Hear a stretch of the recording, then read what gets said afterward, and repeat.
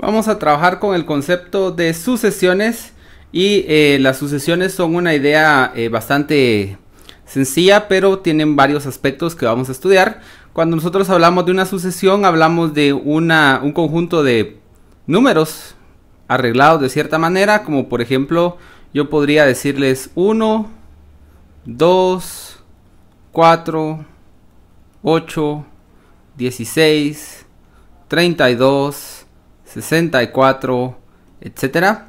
Ahí hay un conjunto de números. Nosotros vamos a trabajar exclusivamente con sucesiones reales, de números reales, pero pueden haber otro tipo de sucesiones, ¿verdad?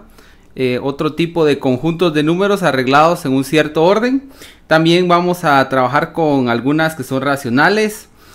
Vamos a ver, otra sucesión podría ser 1, 7, 9, 11. Acá podríamos seguir 13, 15, etcétera. O también podríamos trabajar con 1, un medio, 3, un cuarto, 5, un sexto, 7, un octavo y así sucesivamente. Entonces, estas que están acá no solo son un conjunto de números, sino que vienen en un orden determinado. Entonces, primer elemento, segundo elemento, tercer elemento. Recuerden ustedes que en los conjuntos en general el orden en el que aparecen los elementos no importa, pero en este caso el orden en el que van apareciendo sí nos va a importar. Además, nosotros debemos, en este caso, que son sucesiones infinitas, tenemos que tener una forma de determinar cuáles son los que siguen. Ustedes, por supuesto, al ver estas que están acá, podrían fácilmente observarlas y tratar de predecir qué es lo que va a suceder. Y entonces, en algunos casos, acá por ejemplo van a decir el que sigue es 128. Y el que sigue después de 128 va a ser 256.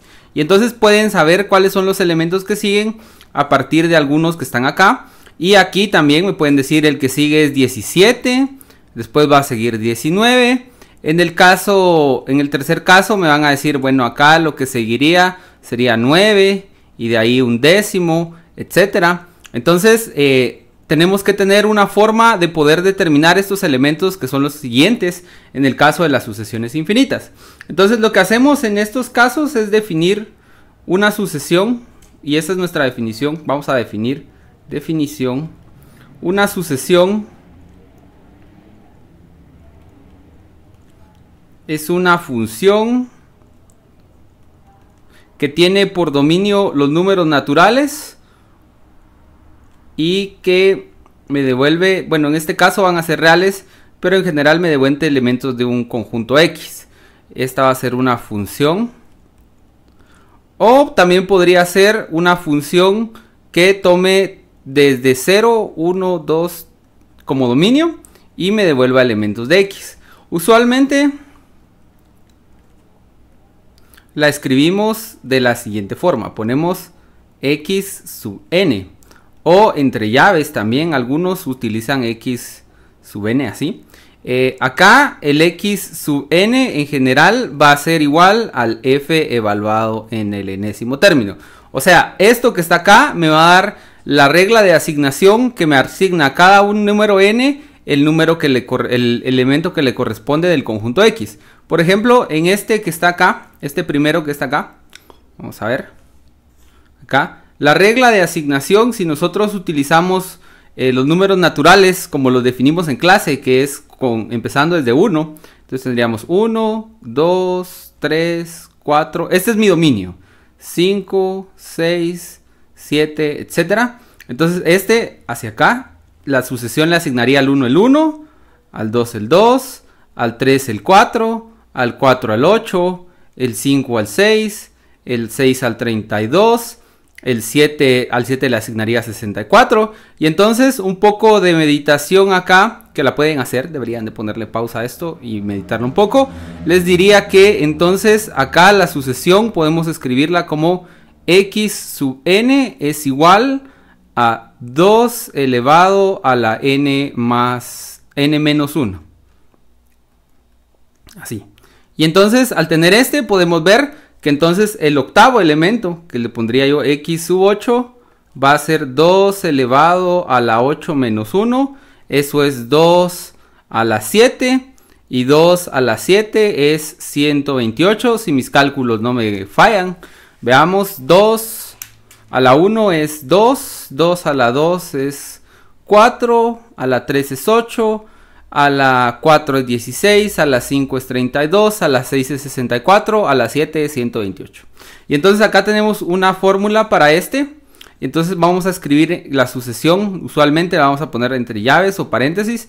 Y vamos a poner la sucesión 2 a la n menos 1. Y para puntualizar mejor vamos a poner acá que n va a ser un número natural o un entero positivo. También podemos escribirla como 2 a la n menos 1. Y acá vamos a poner que n va a empezar en 1 hasta crecer sin límite. Por eso vamos a poner el signo infinito acá. Cualquiera de estas dos notaciones me va a mostrar la sucesión. Ahora, por ejemplo, la tercera sucesión con la que estábamos trabajando es un poco más complicada. Así. Y entonces, si nosotros seguimos la definición de sucesión, nosotros sabemos que el dominio van a ser los enteros positivos o desde 0 en adelante, números naturales. Y entonces tenemos 1, 2, 3, 4, 5, 6, 7 y 8. Y entonces nos damos cuenta que la asignación es diferente. Acá, por ejemplo, estamos viendo que a los números impares, que son el 1, el 3, el 5 y el 7, se les está asignando el mismo número. Mientras que a los otros se les está asignando su inverso multiplicativo. Entonces, una forma de definir esta sucesión, que yo le voy a poner a su n va a ser igual a n si n es impar. Así. Y 1 partido n si n es par. Entonces, a la hora de evaluar, por ejemplo, a sub 57, entonces este a sub 57 me diría que el n es 57. Y entonces, como el 57 es un número impar, yo acá tendría que decir que a sub 57 es 57. Pero si yo pongo a sub 1000, entonces a sub 1000 el n sería 1000. Y entonces 1000 es par. Y entonces tomo este caso. O sea que esto sería 1 sobre 1000. Y entonces esto es básicamente lo que tenemos de una sucesión. Ahora, si nosotros queremos estudiar algunos de sus aspectos más importantes, vamos a tener que hacer uso algunas veces de una definición recursiva. Y entonces una definición recursiva es una definición que funciona a través de tener un caso base. Entonces el caso base va a definir la sucesión en un elemento, en elementos 0, 1, 2, dependiendo de dónde empiece. Entonces el caso base, por ejemplo, va a ser el a sub 1, el a sub 2, etcétera. Y luego tenemos lo que llamamos la inducción o la recursión. Entonces, en el caso de la inducción o recursión, nosotros vamos a definir el siguiente elemento como una función de los casos anteriores. Dependiendo de qué tantos casos anteriores necesitemos, eso va a definir el orden de la recursión. Existe un teorema en matemáticas que me dice que si yo hago esto, voy a tener bien definida la sucesión. O sea que yo puedo definirla de esta forma y estoy seguro de que voy a poder calcularlo para cualquier valor de n. Un ejemplo famoso de esto es la sucesión de Fibonacci, en la que nosotros vamos a definir el a sub 1 como 1, el a sub 2 lo vamos a definir como 2, y luego vamos a definir el a sub n más 1 como el a sub n más el a sub n menos 1. Y en este caso este n va a ser un entero que sea mayor que 1. Mayor o igual que 1. Mayor que 1 en este caso para que funcione bien. Entonces, si yo quiero, por ejemplo, el a sub 3, entonces yo sabría que mi n más 1 es 3. O sea, eso es el a sub 2 más el a sub 1. Los dos anteriores. Tomen en cuenta que en términos de sucesiones, el n más 1 es el siguiente del n. Esa es la relación que existe.